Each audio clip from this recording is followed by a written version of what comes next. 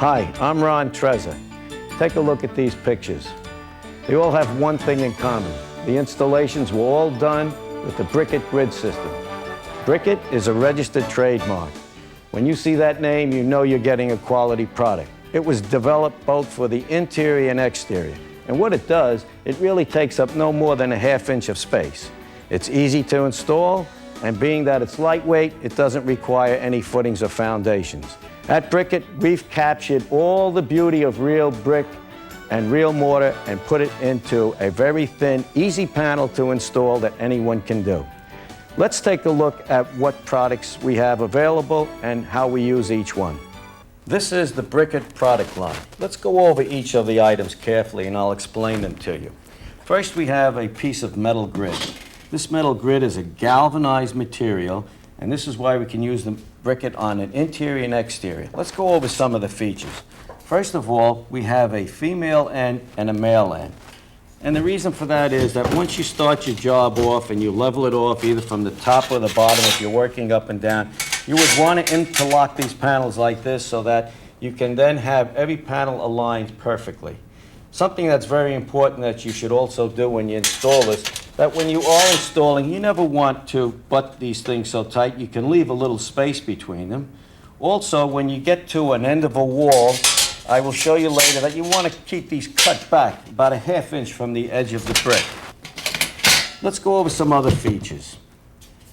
You notice here there's a linear array of holes. These holes are very important because what happens when we put this on a substrate or on sheetrock or any flat wall, we put the adhesive along here.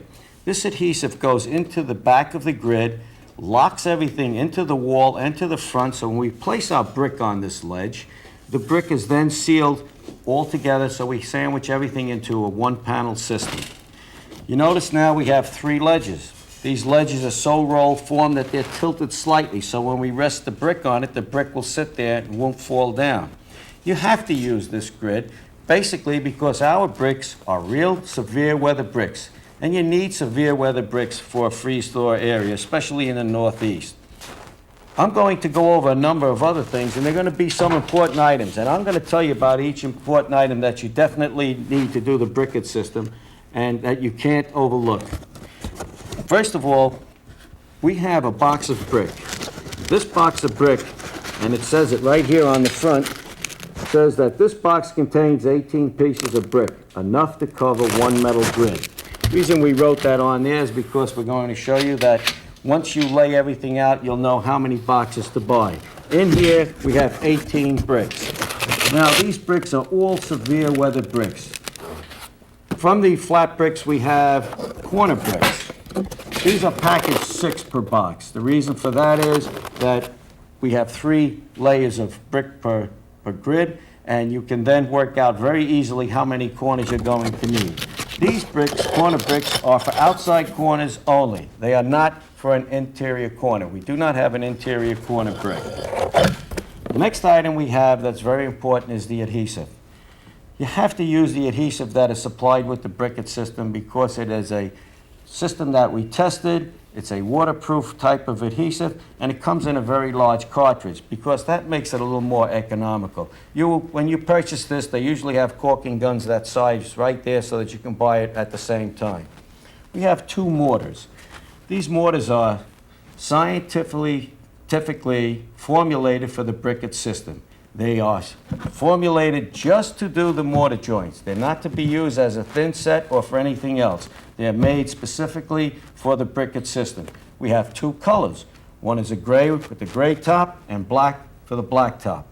If you would like to get another color, the best way to do that is to try dyeing the gray, and you can dye that into a brownish color or reddish color, but you can't get it lighter. You can always get a darker color. This is the second most important item. Now we have another very important item. This you can't do without. This is our mortaring kit. This kit contains a number of items. Number 1, it contains a complete installation structural guide. This will tell you how to plan in advance your job, how much material that you should have, how to install your material, how to cut it, how to clean it, how to mix your mortar, etc. It also contains this mortar bag and tip. Now this mortar bag and tip is placed in this like so. This is so that you can do the mortaring between the brick joints. You need this type of bag and you need this metal tip. Without this metal tip, you can't put the mortar into the joint properly. The next tool that we have, this is our finishing tool. This tool is our joint tool. We're going to use this tool and show you how to use it to finish all the mortaring joints. The next item we have, and if you follow our instructions, chances are you might not need this at all, is SureClean 600. You should follow the manufacturer's instructions on how to use it, and this is to clean only the mortar off the brick. It's not used to do anything else but to do that one job, and that's all it is made for. And you should use this. It's environmentally friendly, and this is what we recommend to be used. Let's get back to the metal grid. The metal grid is the key on how you're going to install your job. After you decided what you were going to do and what you were going to lay out, you have to then figure out how much material you're going to need. How we do that, as again I say, this is the key to everything. This grid is 48 inches long, 8 1/4 inches high. So if we're going to do a wall, when you get to the store, you will find on the back of our literature, which will give you the features, you will find on the back is a chart telling you how to calculate the materials you're going to need. I've put this chart up on the board here. Now, this chart will tell you that the metal grid is 48 inches wide by 8 1/4 high. We also have to know that one box of brick covers one metal grid. We also have to know that one grid high takes 3 corners. The next line is adhesive, 1 cartridge per 5 metal grids. Next line is your mortar mix, 1 pail per 5 metal grids. So let's see how we're going to install this on an actual wall. Let's assume that this is the wall that we're going to cover with the briquette system. First of all, the wall has to be structurally sound to hold the briquette system. Then it should be a complete flat surface. We want to go over a flat surface because that'll reflect on the front of the brick. First of all, we're going to take the grid and we're going to measure from corner to corner. I have already pre-cut this corner and folded it around.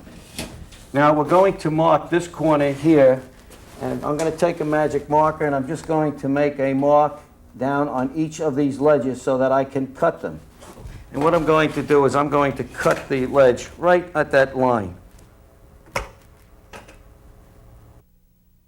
Now in cutting these lines, I only have to cut the resting ledge and then fold it around. It's not necessary when you're doing corners to actually cut all the way through the grid. Now, what I would do is I would take this back to the wall. I would put it on here and make sure that it fits properly by folding it around. Now, it's a good idea after you've done that to check another place to see if it's going to fit. And if it's going to fit, then you know that you made your cut correctly, and now you don't have to mark each one. You can just measure it and cut these before you put them up. One thing to keep in mind, when you are installing your grid, if you can nail to a stud or a framing member, it's always best to do that. And make sure you penetrate that framing member enough so that you securely put this grid securely to the wall. That's the most important part. Let's put one of these up and show you what we would be doing. If I was going to do this wall, I would actually place this in this area and put my grid in place.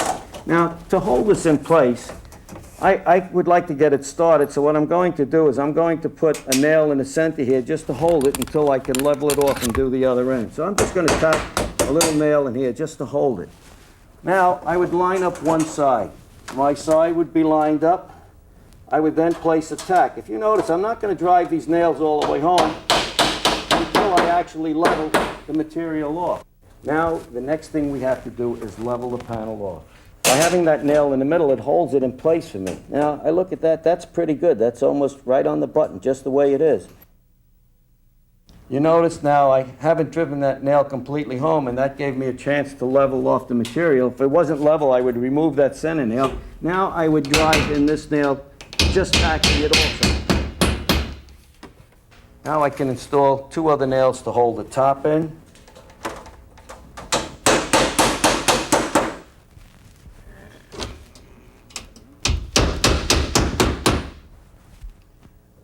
Now the next thing is that we should check the sides. We can't really level this easel because it's on an angle, but when you're going around the corner and folding the grid around the corner, you should always check your side because you may not have a wall that's plumb and therefore this side would be crooked, and now is the time to adjust it when you're first starting. We have to leave these the way they are, and I will tack the side.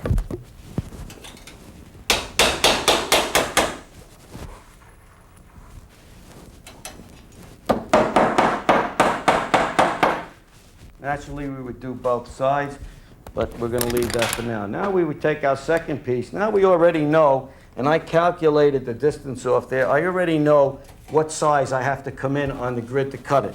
Now I'll cut my second piece. Again, I'm just taking my lines, notching this. I'm going to fold it. If you're on near an edge or something and you have a square edge, you can actually take and fold it or put it right up on the wall where you're working and fold that. Now, we're back to where we were in the beginning. The panels will interlock. I get one grid to interlock into the other. Push that in. And we have our second one in place. Now, to hold that in place, you make sure the ends are in. You would put your center nail in again, making sure everything is locked, and you would nail your second one.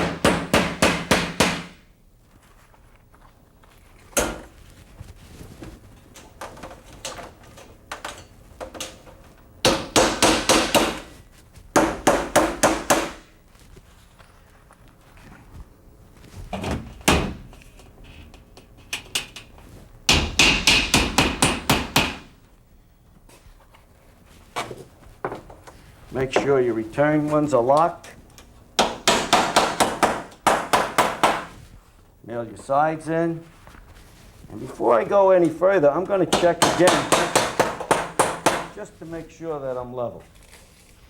Now, you notice we started from the bottom. There are many installations where you might want to put it in from the top. And I'll show you how we can do that. But when you're doing corners, you don't want to nail the sides right away because it becomes difficult to do it from the top. We would check our level once again to make sure that we're level, and that's pretty good. So we're all set. Now, I told you that you can do some installations from the top down. When you do that, you have to leave your bent corners open. You can start with your grid at the top and work your way down. But at that point, I only nail the top hole so that leaves me room to get the other one underneath this panel so I can hook it in. And then I would nail this one. I always leave the bottom one loose so that I can get the next one tucked into it. You have to leave, if you're doing on corners, you have to leave the corner entirely loose so that you can hook the panel into it. Now let's complete the rest of the wall by installing all of the grid and finishing all of the nailing, so that this is secure to the wall before we put the brick into place.